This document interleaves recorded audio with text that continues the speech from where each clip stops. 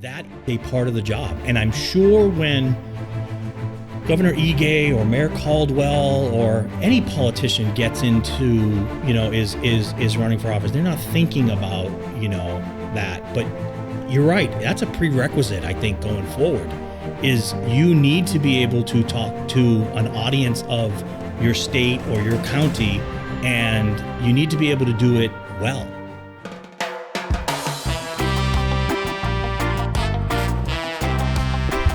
Okay, welcome back to Hawaii Real. I have with me today again, Scott Humber, Hawaii News Now News Director. All right, Scott, thanks for coming on. Thanks for having me. It's been a while, man. It has, and a lot's changed since the last time I was here. Changed? Frick. Murder hornets, man. Coronavirus, stay-at-home orders, people listening to stay-at-home orders, people not listening to stay-at-home orders. And now with all the protests and riots and everything going on, right? It's been amazing for 6 months of the year. Yeah. I mean, and let me officially say 2020 does suck. 2020 sucks. Like, what happened? Right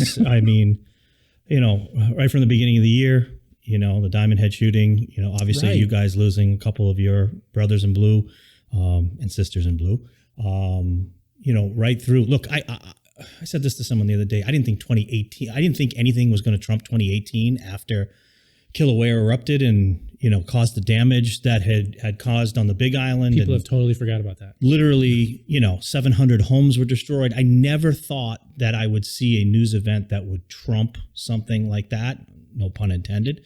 But this has become unbelievable. It's like one after the other after the other. Yeah. And coronavirus, I mean, we've dealt with the flu, we've dealt with SARS, we've dealt with H1N1, but this was like anything that we've ever seen. And from a news perspective, there was no playbook for a pandemic. I mean, if there's a hurricane coming, I go to the shelf and pull out the hurricane playbook. If there's a tsunami, we've got a plan for a tsunami. We have plans for natural disasters. I don't have a plan for a pandemic. And in a matter of just days, I would say, in mid-March, life as we know it completely changed.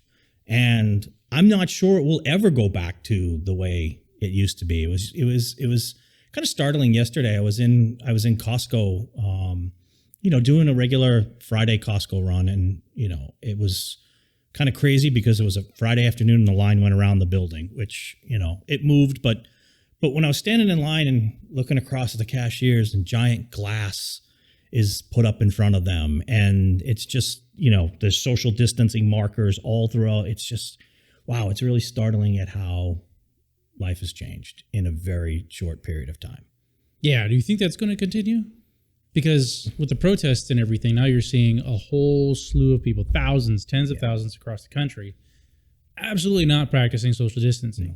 And they're practicing social reform and everything like that, which is fine. Yeah. But the whole social distancing, I mean, just this morning I was watching one of the marches where they had like the Black Panthers marching with Black Lives Matter people, and they're walking arm in arm next to each other without masks on. And even at George Floyd's funeral memorial service, like people were in that auditorium sitting right next to each other in like a theater type of setting. Yeah, they weren't staggered seats or anything. Some with masks, some without masks. Yeah.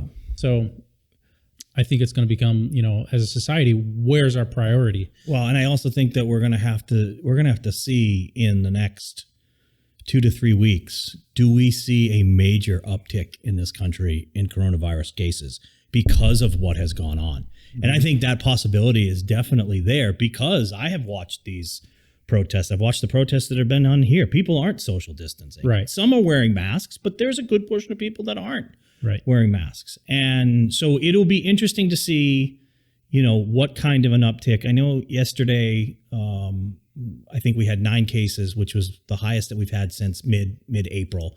And a couple of people had referenced, it's because of Memorial Day and everybody was back out on Memorial Day. Well, I mean, I think it was a cluster. That was part of the reason for it. But what we've seen across the country, in major cities, you're talking about New York, Boston, Los Angeles, Chicago, the cities that were hit the hardest by this, we may see a major uptick in the next 14 to 21 days, and that's going to tell a lot. All of a sudden, are we going to be shutting these cities down again? I hope not, but... Well, it's like we as a society will have to see an uptick in cases in those cities. Yeah. Because if we don't see an uptick in cases in those cities, Yeah. there's going to be some explaining to do by the government. I completely agree with It's like, okay, we social distance and now we're mass protests.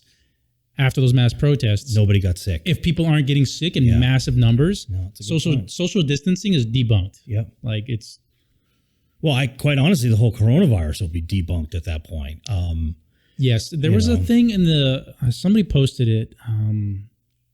It was an article. I forget where it's from. But I can probably pull it up later.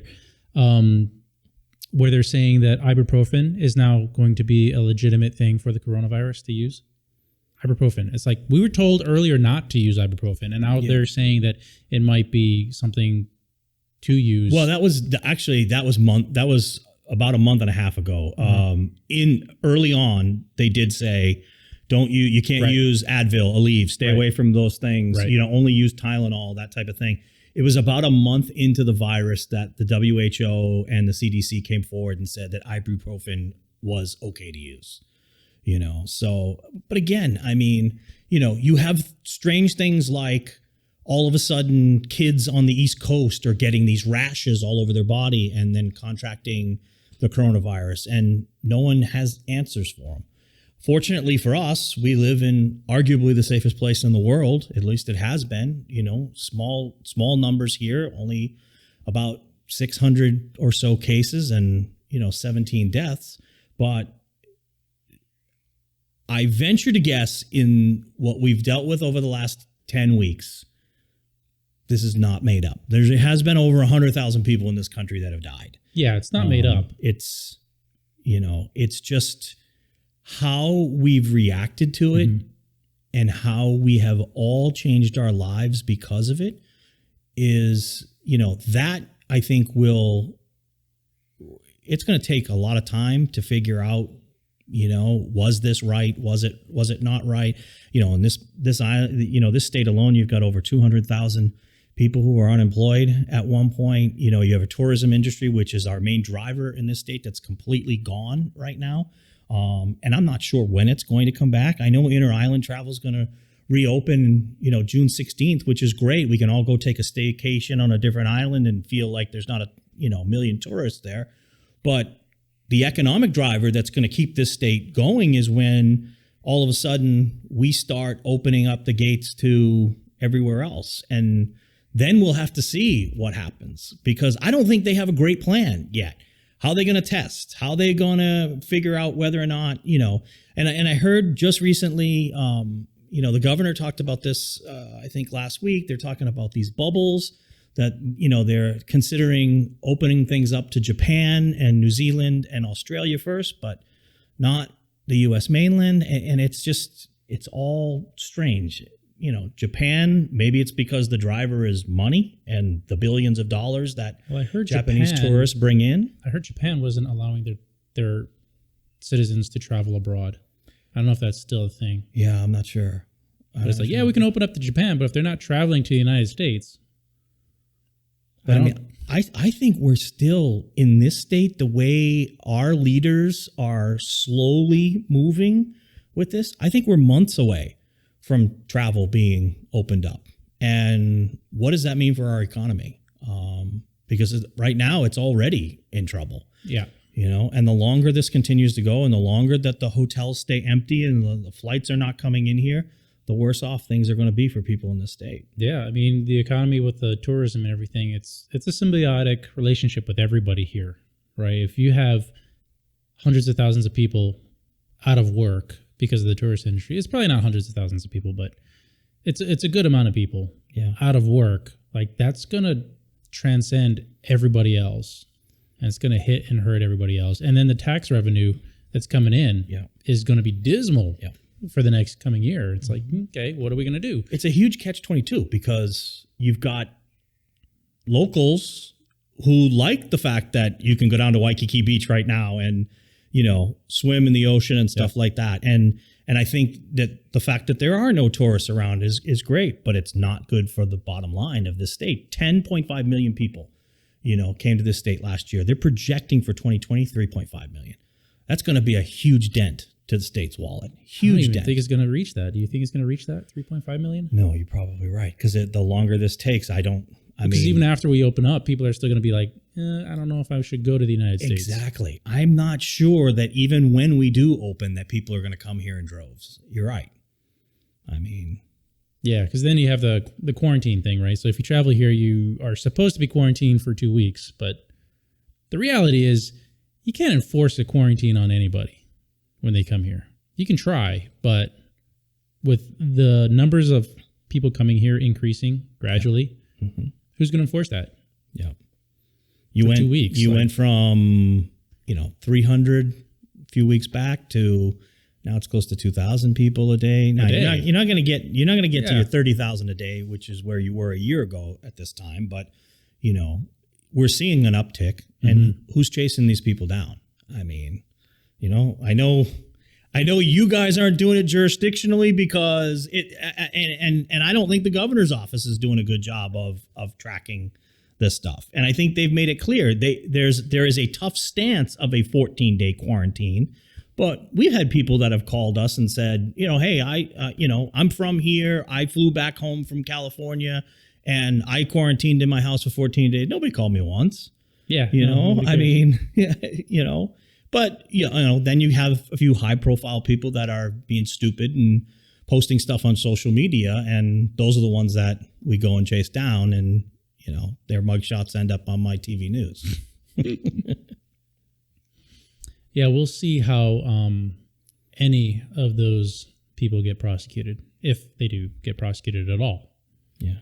Because I have big concerns and big questions about whether or not anybody that has been either cited or arrested for like the mayor's stay-at-home warnings or the governor's, quarantine issues, if those people are going to be prosecuted at all. Mm-hmm. And if not, then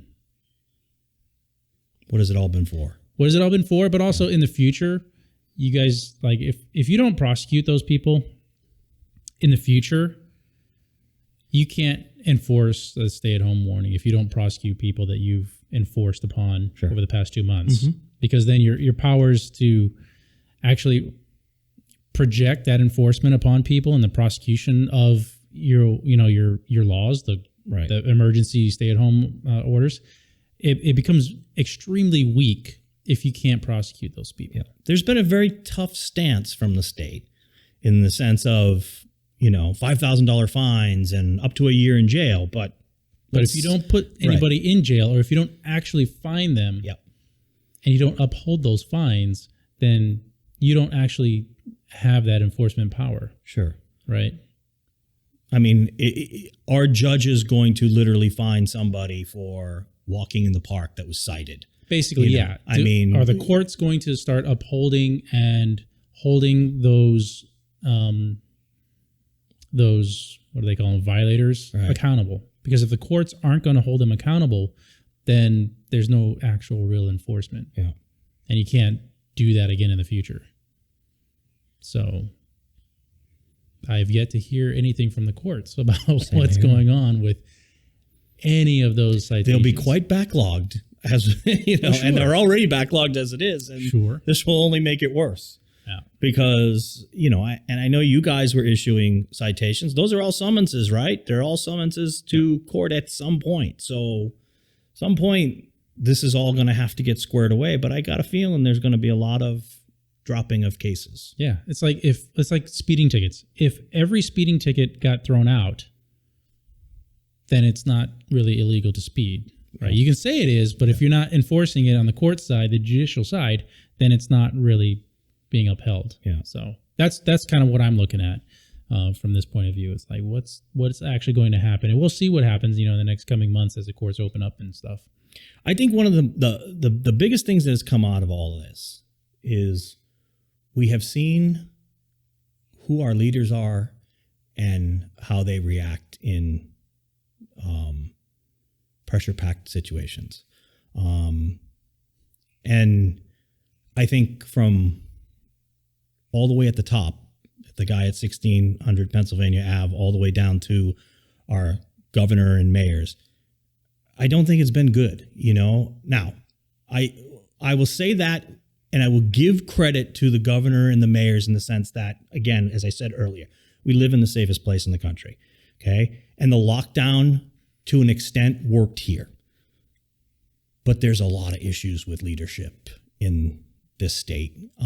There's a lot of issues with communication amongst the leadership in this state. And there are some things that have happened over the last 10 weeks that have just, quite frankly, shocked me in the way things are handled on a multitude of levels.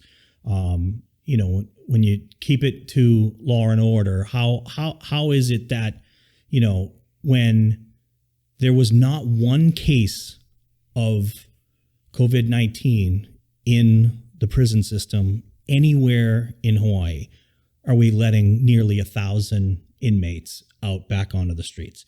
The only rationalization I have for that, and again, this is my own personal rationalization, is they needed to figure out how to lessen the population. And this was the perfect way to do it. You know, because we know there's an overcrowding problem here in Hawaii in all our facilities. I just couldn't understand, if you're not having the problem at any of the facilities, then why are you letting criminals back out on the streets? You know, it really shocked me, and they never had a good answer as to why, you know, other than they allowed the public defender's office to kind of push this, and then the Supreme Court said yes to it. And, you know, here's our attorney general and our governor who are supposedly against it, yet we still had close to 900 inmates walk out of the gates early. It's shocking. And several of them got put right back in. Right back in. Within days. Within days. Yeah. All right. So how has the pandemic and staying at home orders and stuff like that affected the news, like the newscasters and working from home and stuff and not coming into the station to film? Like, how is that? It's been strange. Yeah. It's, I mean, right around mid-March when it all started to come down, we started formulating plans. And I would say probably for the past 10 weeks, half of our building is working from home. So we've got about 130 people total in the building. That includes news, sales, marketing, engineering, you know, and so our entire second floor has been basically working from home. That would include the entire sales department. They've all been working remotely. The news department, we have pretty much stayed intact the entire time. We've got 65 people in the news department. For the most part, 55 of us have been working in the building on a regular basis.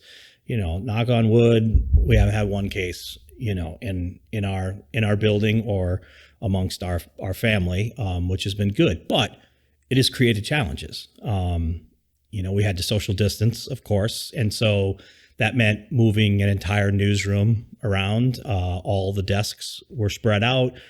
People were changing desks. That put quite the task on our engineering department to literally uproot people's desktops and move them in different places. So we spread out the newsroom. We went to masks, I would say probably sometime around early April. In the room itself, everyone was wearing it. I think that was at the height of the pandemic. We have since, you know, allowed people, if they're in their personal space, to take their masks off while they're in meetings and stuff. They still wear masks if they're in meetings or having a conversation with someone. But as far as the physical layout of how we operate, our reporters stopped going out of the building doing interviews. They started doing Zoom interviews and Microsoft Team interviews and FaceTime interviews, which, you know, was not difficult for them to do, but it's not the greatest quality of interviewing. I'm not a fan of interviewing via Zoom and stuff like that, but we did that for safety reasons. You know, we did have 10 people that are working from home, so we were alternating our sunrise anchors, Steve and Grace. One would work from home for a week and the other would be in the building for a week. And so that we purchased a lot of laptops, a lot of iPads, a lot of lights, and kind of created little mini newsrooms in all their houses.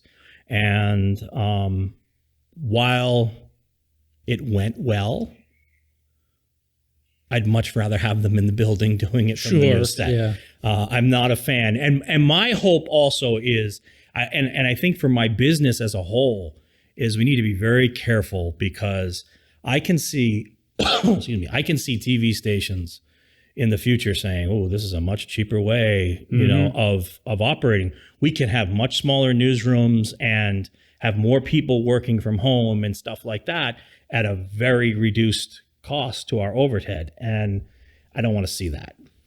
I mean, that's not just with the news, right? That's going to be with corporations, schools, colleges throughout the country. They're going to look and see that, hey, we don't have to have all these janitors come into this building, this massive building that we're going to pay for, if we can just leave everybody at home and work from home and be on webcams and be on microphones and stuff like that. So I've been extremely fortunate to be employed throughout this entire thing. And I know there's a lot of people across the state, across the country who haven't been. And that's been a blessing for my family. What coronavirus has ended is traffic. You know, it's been great for the environment, let me tell you. I drive in from Mililani every day. On an average commute, leaving the house around 7:30, 8 o'clock, it would take an hour to get to town. I mean, so if I was taking Kaleo to Kamehameha Schools to drop them off, it would take an hour. You know, obviously we could use the zipper lane, but if it was just a single driver going in, it would take an hour. I can get door to door in Cleehee in 18 minutes now. I mean, and I haven't seen traffic in 10 weeks.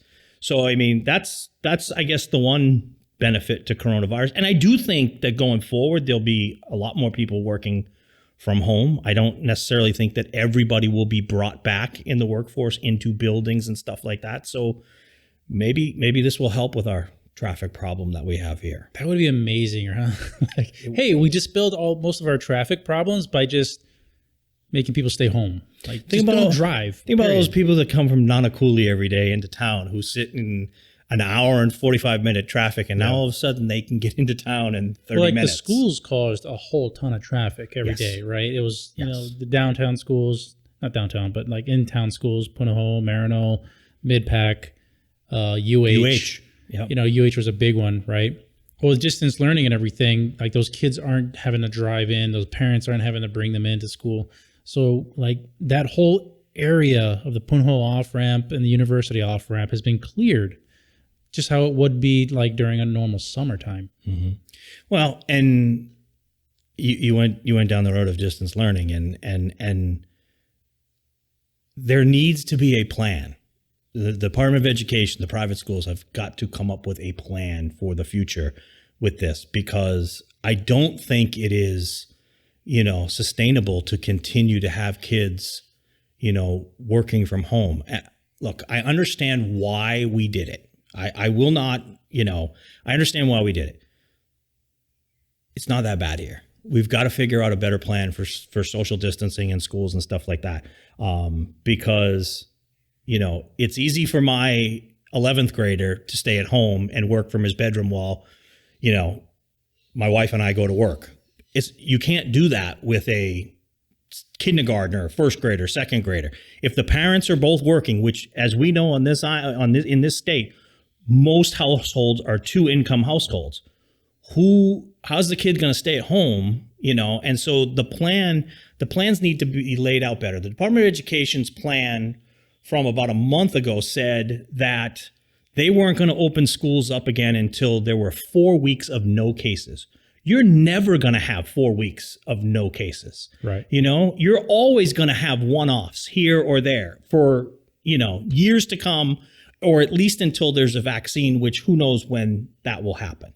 So you've got to come up with a better idea than we're not going to put kids back in school until 4 weeks, because this right now, 2020, these kids that have been home for the last 10 weeks are way behind from where they need to be when it comes to schooling. And I'm not just talking about high school. I'm talking about every grade level.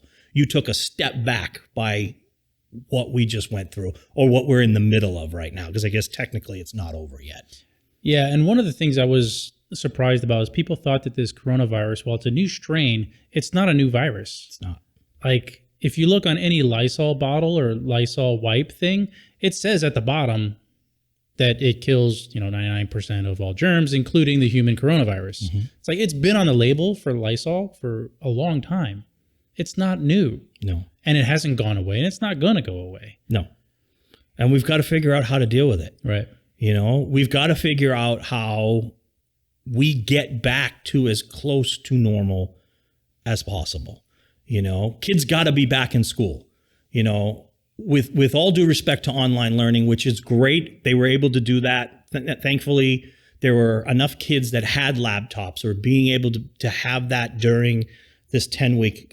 God forbid that this happened in September, at the beginning of a school year, and we were in this, long process of, kids would have been really in trouble. Thankfully, it happened at the tail end of the 2020 school year. It was only 2 months left, but we need a better plan. There needs to be a better plan on how they're going to teach the kids in the future. And that's from the private schools all the way down to the, to the public schools. Everyone has got to come together and figure out a better plan for this. I almost think that it's not feasible to just have only distance learning, because you have all these grade levels where you have children at a young age that cannot stay home on their own. Yeah. And you have households where, between mom and dad and the entire household, they may have cell phones and stuff, but okay, you have mom and dad with cell phones each, but then you have like 5 kids with no other devices. Okay, well, who's going to be on the devices? Department of Education going to be providing devices for everybody? Right. What about the kids that don't have internet? What about the kids that don't have internet? Not everyone is privileged enough to have internet access. Or slow internet. You talked about Zoom earlier. There are times during the day where Zoom just shits out. Right. Pardon my French, but it sucks because so many people are on it. Well, and remember, Zoom is doing a lot of free service right now because of what happened in the world. At some point, that's going to end. At some point, as a company, they've got to start making money again, and they're going to have to. They're going to put their, they're going to start. They're going to restrict it more so that you have to pay for the subscription. At some point, that's going to happen. Yeah. In the beginning, they didn't need to do that because not a lot of people were using it. But quickly, and I just saw this on one of the investment sites, that Zoom is worth more than like the next 3 airlines combined. Wow. When you're looking at the stocks. It's like, that's insane. Yeah. And just a matter of like a handful of years, Zoom has just taken over. It's zoomed up the charts. Yeah, it's zoomed up. Great name. Well, I think, I mean, I'm going to go back to something I had said earlier. It comes down to leadership. And it comes down to the right people trying to figure out what is best for Hawaii. One of the things that I keep hearing the governor saying, and it annoys me a little bit, is, we're taking our cues from what other governors are doing on the mainland. Stop taking cues from other governors, okay? We are in the best place in the country when it comes to the coronavirus. Have them take cues from us.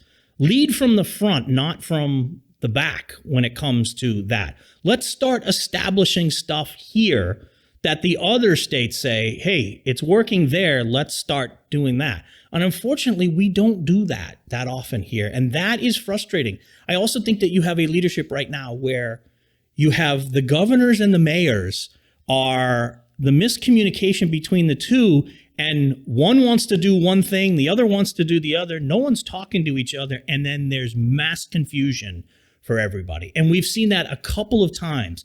The mayor will announce something, and then the governor will say, well, I didn't approve that, and that's not going to happen.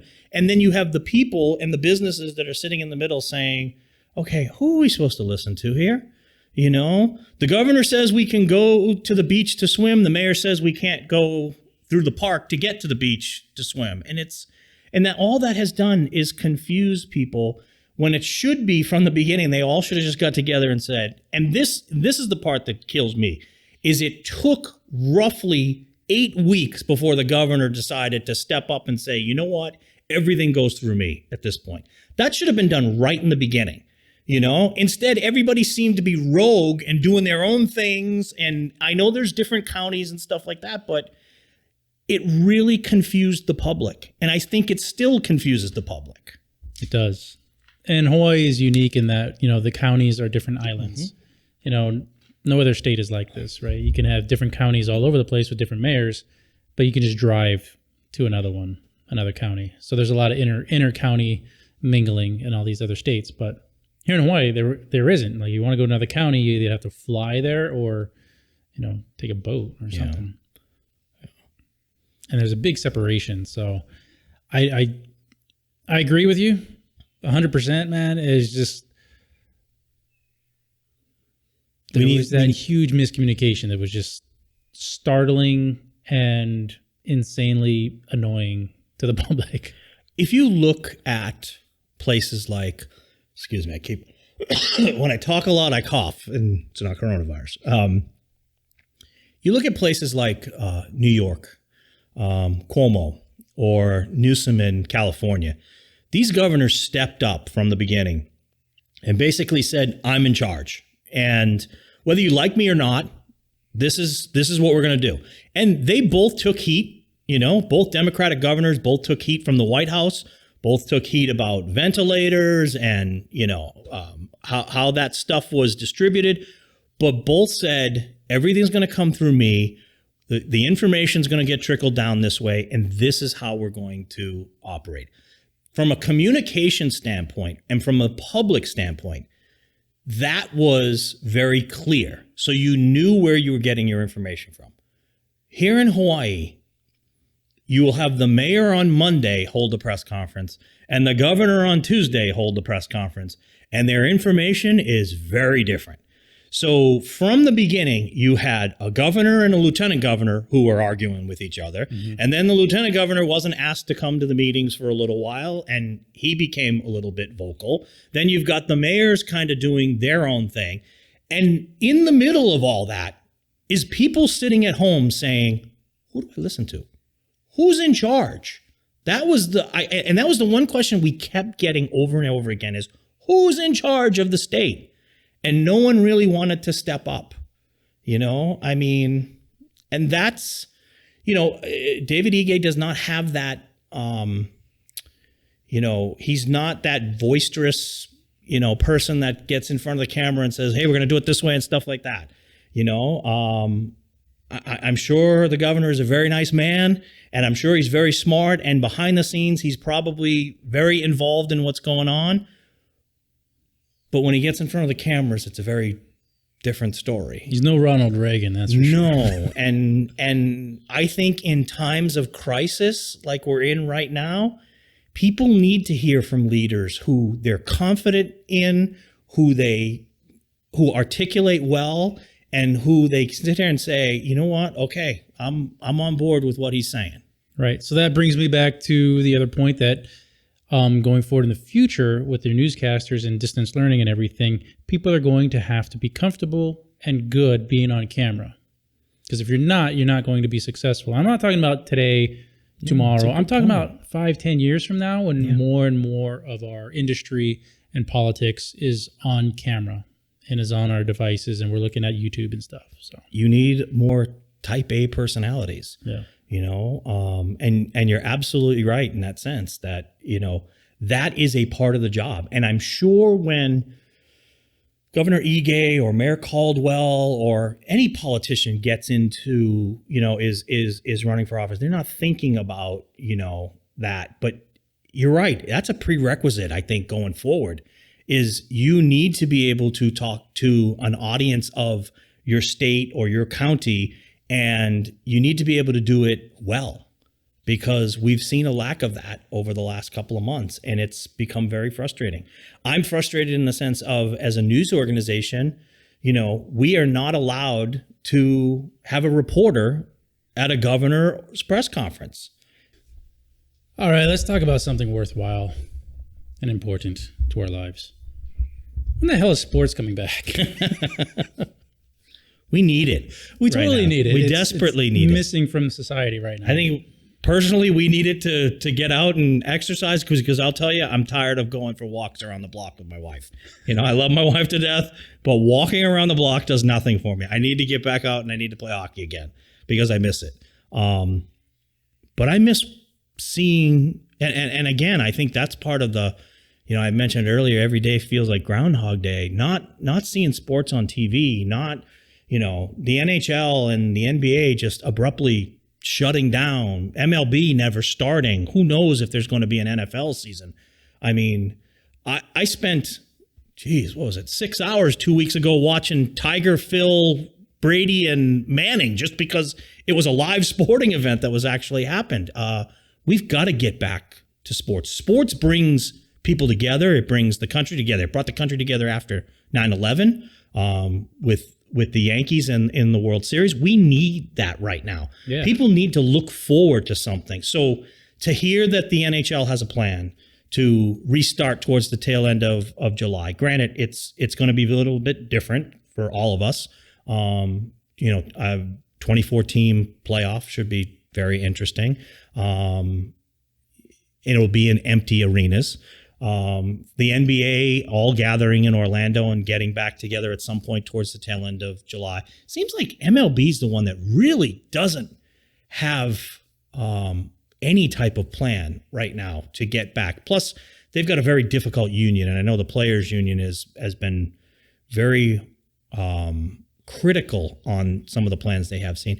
And then, NFL training camps are a month away from opening, and that will be interesting to see how that happens with huddles and, you've got 65 guys on a team. I mean, you're going to be playing in front of empty NFL games played in empty stadiums.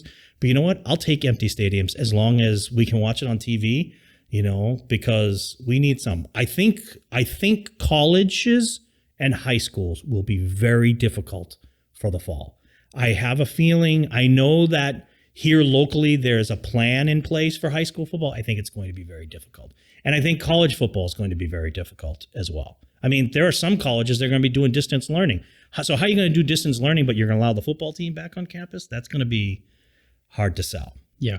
Did you hear the WWE? They had like they did WrestleMania. Match. They did WrestleMania with nobody in the stands, and you could hear like every footstep and every slap and every grab and every grunt and everything. It's like, this is weird. Yeah, and I think MMA also did an event as well.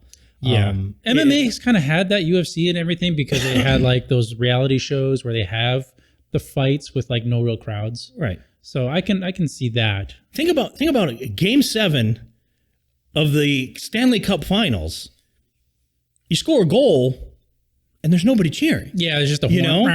Yeah, there's, and there's 5 guys coming together, and I don't know if they'll allow them to slap high fives or whatever, but they have to. It's going to be weird. He's like, are they going to skate the cup around the rink with nobody there? I heard yesterday that the NBA is considering so they're trying to figure out, okay, who gets home court advantage and stuff like that. And so one of the things that's being thrown out there is literally that because they're only going to be in the one arena in Orlando, that the home court team is allowed to bring their own court with them.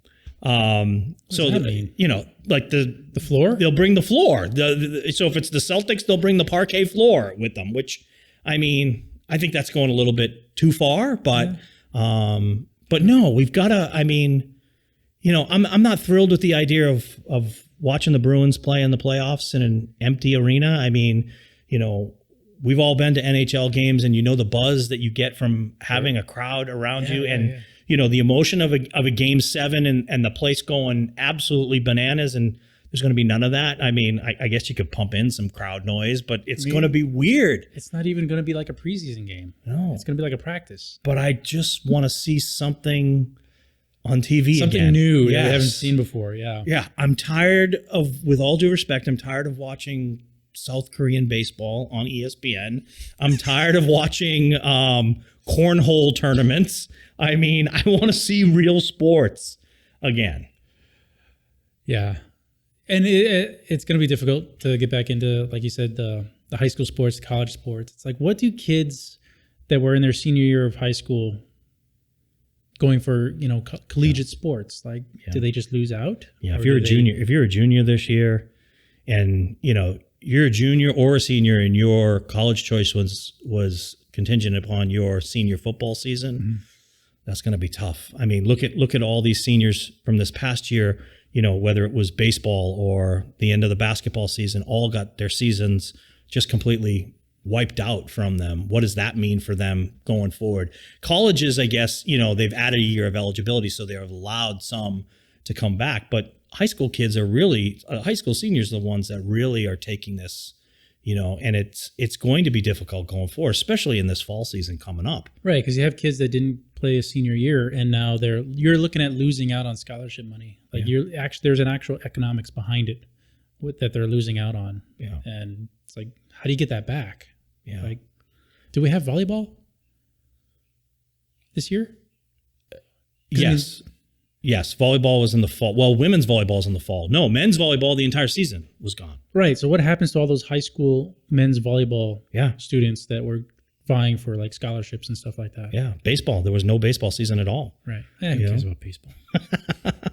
But no, it's true. It's tough. Nobody cares about college baseball. And at this point, again, we've got to get back to sports. Yeah. We've got to get the kids back out again. By the way, they keep saying vitamin D is good. Let's get the kids outside playing sports again. Put them outside. You can socially distance in baseball. There's 9 players and everybody's pretty far apart. I mean, if it's okay and it's safe enough for me to go into a restaurant and eat now, or a hair salon to get a haircut, movie theaters, kids should be able to play sports right now. And, we need it. The kids certainly need it. And the kids were less likely to get it and show symptoms. Yeah. So, yeah, why not? Yeah. And, we grumble as adults in this whole social distancing, stay at home, era. Think about what it's like for the kids. Kids are social. Kids thrive on going to school and being with their friends. And oh, by the way, for the last 10 weeks, they've been told you can't play sports, you can't go out of the house, and you have to learn from your bedroom. I mean, it's like, it's fine and dandy for some families that have like a large house with a large yard or a swimming pool or something like that. But there's a lot of kids living in apartments. They couldn't go out. They couldn't do anything. Yeah. It's like bedroom to your living room, to your bathroom, back to your bedroom. I know there's a new normal, I guess is what it's being called. But we have to do a better job of opening things up faster, getting the economy going again, getting our kids going again, getting their education back on track, getting sports back on track. I mean, it's time. I mean, we've seen it here over the last 10 weeks. It's not as bad here, especially right now, as even while tourism is closed. Let's get going again. We really need to get people going again. We got to get people back to work. It's time. Final words? That's it? It's time? It's time. It's time. All right. Thanks for coming on the show, man. Thanks for having me again. And as always, man, stay happy, boy.